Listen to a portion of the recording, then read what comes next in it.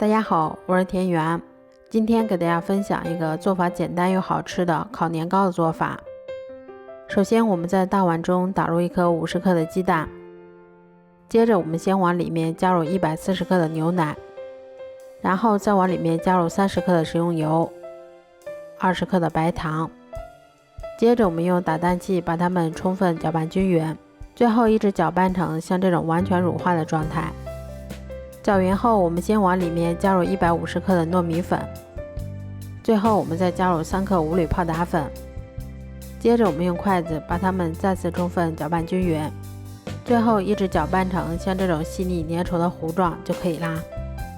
面糊调好后，我们先把它们倒入铺有硅油纸的6寸蛋糕模具里面，接着我们再把它放到烤箱里面，烤箱中层上下火180度，烤35分钟左右就可以啦。这样做出的烤年糕吃起来外皮金黄酥脆，里面软糯香甜，而且咬上一口还有一股浓浓的牛奶的香味儿。如果喜欢的话就试试吧，喜欢我的视频就关注我吧，谢谢您的支持。